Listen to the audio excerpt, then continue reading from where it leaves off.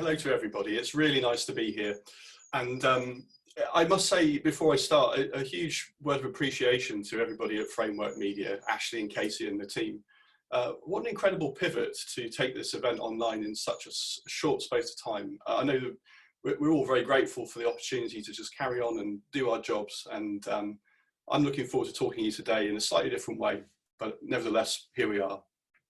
So my talk is about unlocking some of the potential and the value of your digital content, particularly by storing it in the cloud. I'm a great believer in keeping things plain and simple. And so this is almost like a roadmap, a way to help you explore this space and keep it in a really sort of simple story, which will make sense, I'm hopeful. A word of introduction, if I may. Obviously, I did found a company in this space, and I know that that creates a problem.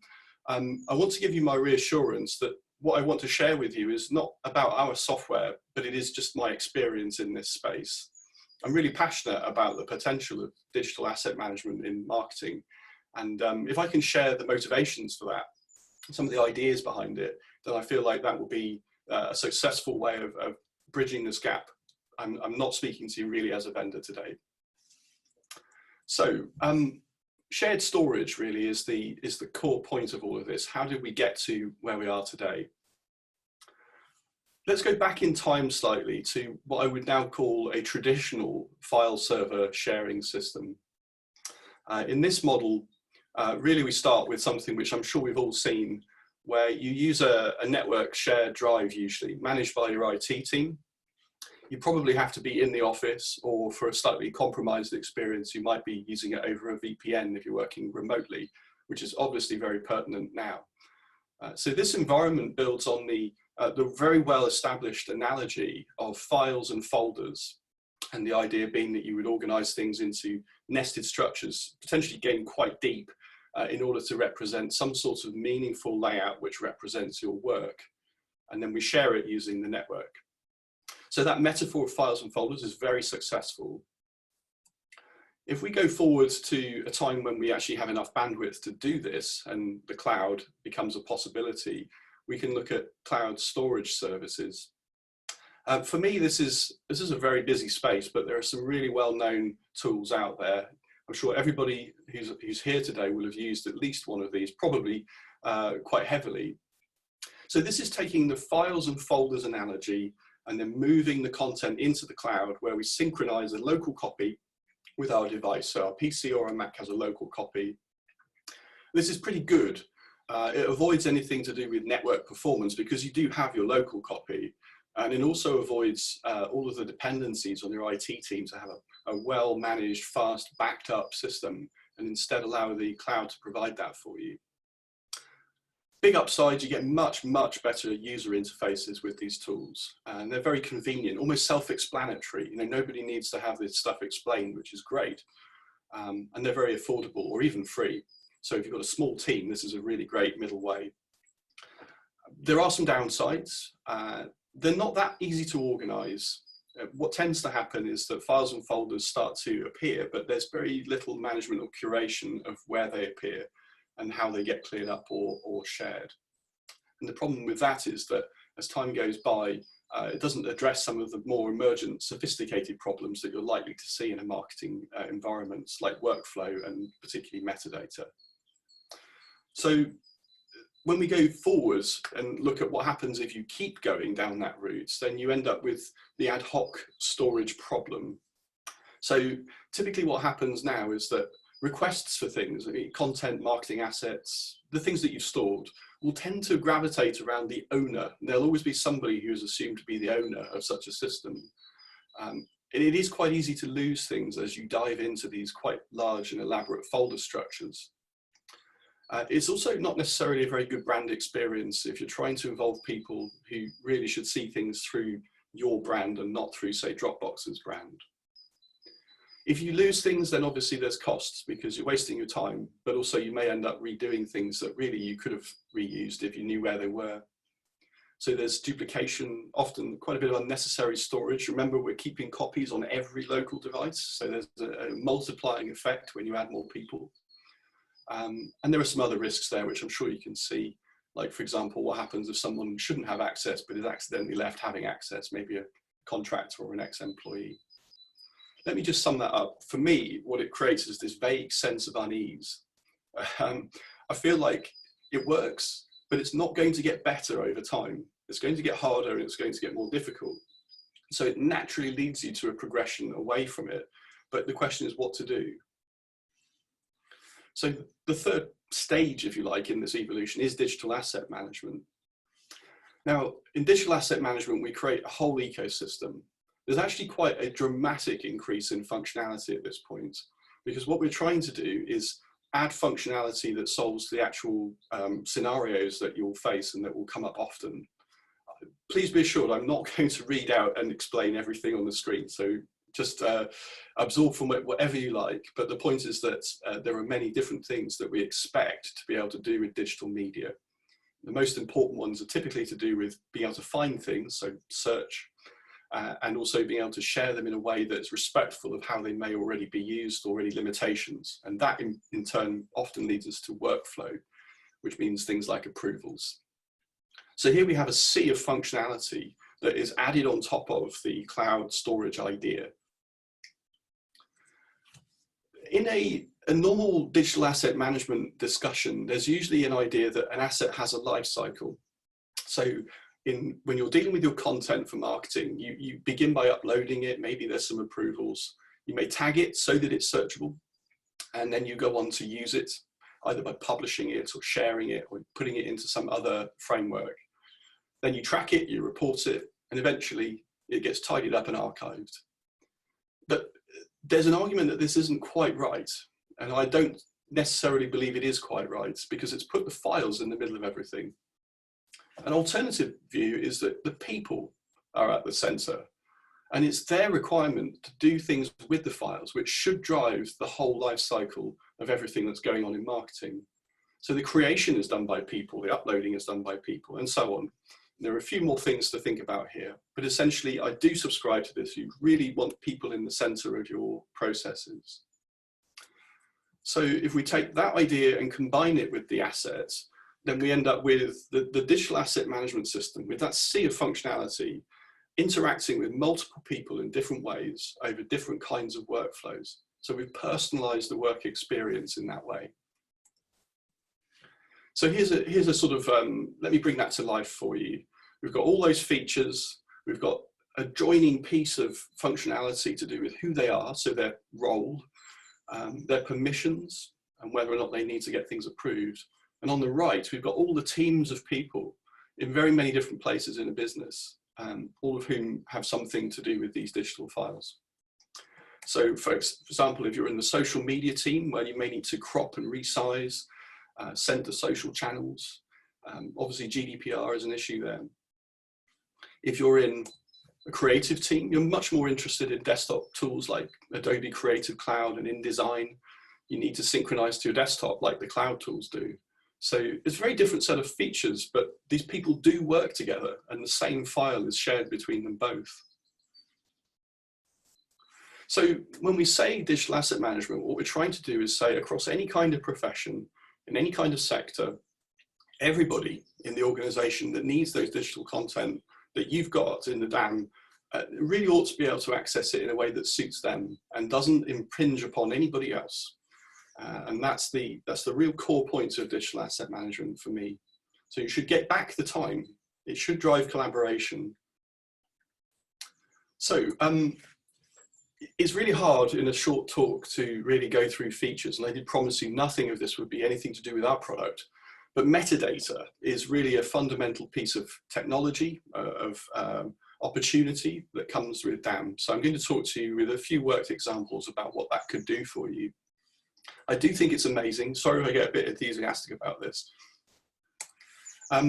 Let's go back right to the 1990s when the Press and Telecoms Commission was working with newspapers.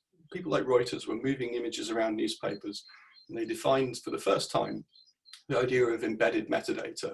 So say a file like a JPEG could have content in text form embedded in it. And that gave us things like captions, keywords, copyright, and quite a lot of other things as well. So here we can see a simple example of a captioned keyword image. In the middle of the 1990s, more or less, the standard EXIF came up, which was a technical standard for cameras to store technical data like the lens, the exposure time. Scanners could do this as well. And of course, with smartphones, GPS coordinates. And so now we can add location of things, which is a great opportunity. It means that you can find things in a certain region.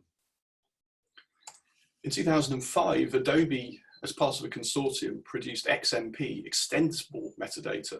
And this is a fantastic upgrade because it allowed us to invent our own metadata fields. So in this example, I've got a moth which I saw in the country park near our offices. And instead of just using a caption and keyword and somehow overloading that with information, we've instead created fields for conservation status, the distribution of where it can be found, the family, and even a tree structure, really a taxonomy of where in the animal kingdom this particular moth is found. So this really dramatically improved things for people in all sectors because it meant that we could personalize the model. What we store, what we search suddenly makes so much more sense. Other things that you can do when you combine all of this is start to create really powerful searches. So in this example, I'm saying, let's search for something which is not a listed insect. It's within 5 miles of Cambridge, and the photo was taken before the 1st of May 2014. With that search, I might be trying to identify whether or not that moth was ever seen before that date, for example. And consider for a moment that you can't really do that just by searching keywords and captions. It has to be this extra level of sophistication. So bear in mind that you can personalize things. I think that's the message here. In about 2016, although I'm going to say only really effectively from 2018, the world of computer vision and machine learning came to life, and it meant that we could throw an untagged image into a computer and get descriptive content back, which was obviously a dream that we'd all had for many, many years before it really started to work. So in this example, there's a photograph of a flower which has been correctly tagged as a camellia without any intervention. I think that's quite a brilliant improvement over having to know everything yourself or find domain experts to do all the metadata work for you. And it's really fast and really cheap as well if you're doing a lot of it. So here's another example of that. This is the Scottish Parliament at Holyrood Park, and that's just a snapshot of the outside of the building, and it's been recognised and tagged correctly as being the Scottish Parliament building. And that does, of course, include where it is with GPS coordinates. So again, saving lots of time by using automation. The other thing we can do is OCR. I do apologise for the choice of image here, but we've got some people obviously enjoying a very fine bottle of Blue Nun. And as you can see, I've put a square around it. The text on the label of the bottle has been tagged correctly on the metadata, so that now becomes searchable. It has some real great applications in fast-moving consumer goods and that kind of thing, where photographs can really add a lot of meaning. You can do translation. So here we have an example of a file that was tagged in Hungarian, and that's been translated to English. This is really great when you're working globally. Not many Westerners can speak Mandarin, for example, but to be able to do this and collaborate quickly with language translations is an amazing improvement to our work experience. So it sounds great. Obviously metadata, and in particular the computer stuff, is really tempting. There are some times where it's still not perfect. Here's an example of that. They're obviously goats in a tree, but the computer vision system thinks that those are birds, storks in fact, wading birds. And it really doesn't have that sophistication to deal with every single subject matter. And you will have to train it if what your subject matter is so specific to you that no generic tagging system could know the answers. So a word of caution there, if you will. If you know you need a dam, then I've got a few tips for you. First of all, beware the pricing. Price is not a good indicator. Dams can cost anything from $2,000 to $100,000 a year, or even more if you're customizing them. It may depend on quite a few things, but a really key point I must make is that 80% of what you get will be common to all of those products. Storing, sharing, repurposing, tagging, searching, even most of the permissions and workflow stuff really is standard.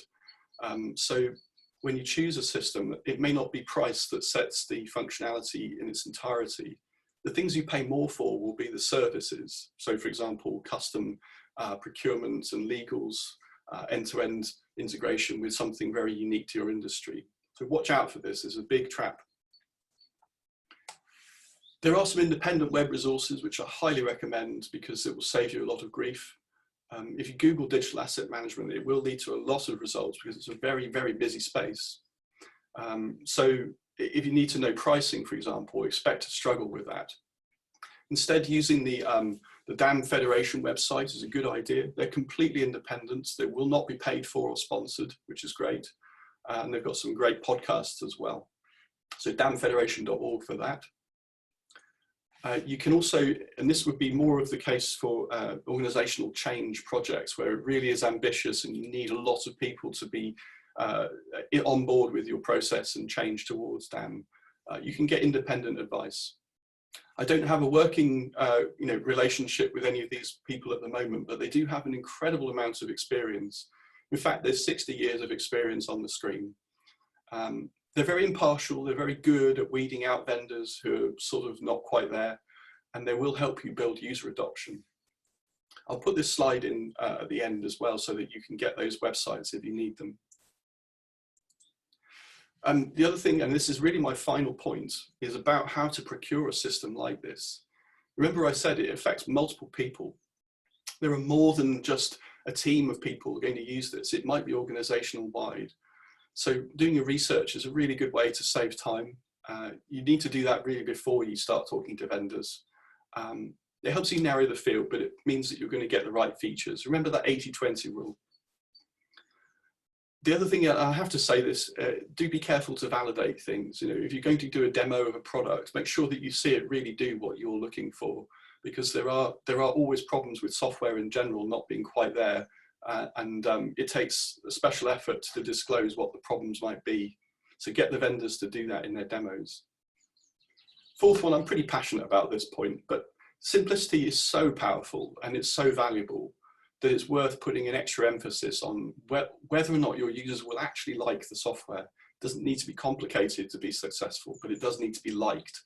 And simplicity is what users love the most. So really watch out for simplicity. And that will lead you to adoption. If you've got a champion, your vendor works with you, and your users love it, then a digital asset management system is really likely to flourish. And those are just the 3 key ingredients for me. So, procurement tips there, and that really is all I would like to say to you. But this, really, I'd love it to be a conversation. I am around all day today in our room. And if you've got questions or you think I've raised something that is specific to you that you want to pick up, I'm here and I'd love to talk to you about it. Okay, let me just unshare now and I'll hand back to Ash. Michael, thanks very much. That was brilliant. Really, really informative there. I certainly took some really useful tips there. And I think it spreads wider than digital asset management. Some of your procurement tips there are brilliant for any type of software you're implementing, whether it be DAM or an ERP system, some sort of email marketing platform. They really ring true there. So some really good advice. We have received a couple of questions there that I'd like to just run through quickly. And like I say, if anyone has any, if it pings any questions into this, I'll ask them on your behalf. So please do feel free to ask some questions using the tab, but continue the conversation on Michael's stand after this event. So Alison asks, what sort of timeframes are involved in a business implementing a DAM system? Hi, Alison. Yeah, thank you for that. That's a really interesting one because it's going to depend on your ambition. If you're working just within a team, so it's all about, say, the Marcoms team needing to work remotely efficiently, which might be a very immediate and pressing problem, I expect you could probably crack that quite fast. Within a few weeks, you could transform something which is feeling a bit messy into a shared tool which you and your team can really use very effectively. You're relying on the familiarity and the fact that you all work together. I think where it gets more complicated is where you start to connect different departments, some of whom may have just depended upon something they've always used. And that's where it starts to take more time because you have to go through demonstrating it, winning adoption basically, proving it to users who just, as I said, are really only interested in simplicity. not making it one more IT project. That's a real risk. So we have seen projects that take years. Admittedly, that's unusual, but I think an average might be something between 3 months and 6 months tops. I think that's where I would stand on that. Great. And this next question coming from Steve links into something that I was particularly interested in. Will DAM ever be integrated into operating systems? Oh, wonderful. Yes, I feel like we're going in that direction. That is a lovely sort of end state that I'd like to arrive at. So the problem we have with operating systems is that they are file and folder analogies and they're single user environments. And they do struggle because you have to remember that an operating system is built for home users as well. If you can imagine your own parents trying to use an OS which has got metadata and tagging, and there are issues. In fact, if you look at macOS's Finder, at the moment it just uses a series of colored flags, and that's the labeling system that they use, and Spotlight does some things. I think it will always be a tension because the needs of professionals, and they are quite domain-specific needs we're talking about now, because it's all about the media. I think it will be a struggle for something really competent to find its way into a general purpose OS. But the key will be connecting into that OS in the right way. And there's a clue there with Dropbox doing that quite well. So I think that that's the future really for the time being. Brilliant, thank you. And with regards to how digital asset management ties in with maybe some of the other software applications that the audience are using in their business, whether that be ERP, some sort of marketing automation system, or e-commerce, their website. Can you give me sort of a rundown on how DAM plays its part and how does it tie in with those? Yeah, maybe I can break it into two parts. There's some nice integrations that are quite well established now. Like, for example, if you're using a content management system to power your website, when you're putting together an article or a post and you're about to put an image into it or some other asset, you can normally expect to find a plugin that will give you a button to push that lets you go and get that file, and possibly even serve that file through a content delivery network in the article. So that's sort of an end use, which is important because it prevents you from taking a copy out of the DAM, putting it in some other system, and then kicking off a whole new mess. So that's one kind of integration, which is really important. And you can expect that to be quite widespread in popular features. The other kind of integration is going to be to do with API. Most DAM systems have got an API. The best ones will be really, really sophisticated and well developed, possibly entirely made on their own API in order to guarantee that it works. And that plus metadata for me will get you all sorts of integration opportunities for more sophisticated things. One that we've done with ITV, when they're broadcasting, is that they need to be able to track the transmission date of assets, and they'll use metadata in our system to set the timing automatically from a broadcast tool. And it prevents them from accidentally using the same thing on a different show the very next day. Yeah. Integrations often do end up being API, but please don't be afraid of API. Things in the world of API have got so much simpler of late, to the point where it's much more plug and play than it used to be. That will be the answer to almost any generic integration. An API. Okay, great. And you touched upon it there, but I think our audience would be really keen. You mentioned ITV. Have you got any other sort of standout brands that maybe you're working with or use this software to further their business? What sort of brands are using this? Yeah, so one of the beauties of being in our space, and something that I enjoy and it keeps me very engaged with this whole space, is that it goes really broad. So if you name a sector, there will be a customer in it. Broadcast is a really exciting one because it's sort of fast moving and real time, and ITV is a good example of that. Others that we've got are in sports teams. Southampton Football Club is a great one. They have a photographer taking pictures of each match, even the practice sessions. And when he uploads the photos, which he does directly from his camera, he tags the players' names as metadata. And as a side effect, without any more involvement from him, the smart behavior of that metadata causes it to appear in certain places.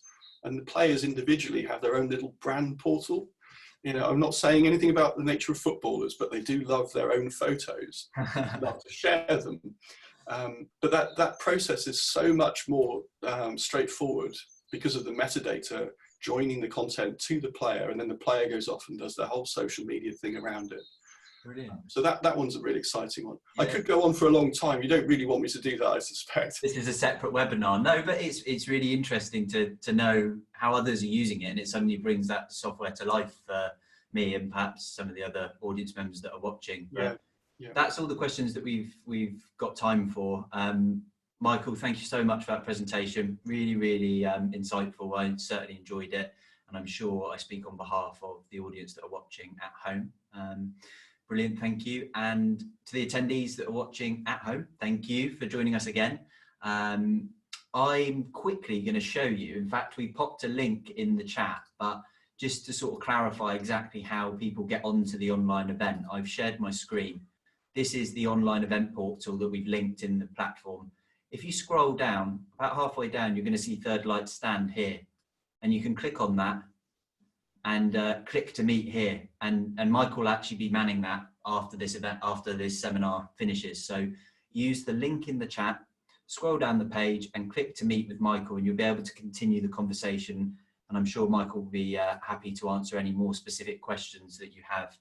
I would be delighted. Yeah, thank you, Ash. I'd love to carry on that, and thank you so much for the virtual biscuits and coffee, which can carry on in that in the booth as well. Thank you. I took a sip from mine halfway through there, so that's all good. Right, brilliant. That's all we've got time for. Thank you so much for joining us again, and I hope to see you again at the online event at some point in the near future. And thank you from me. Bye bye.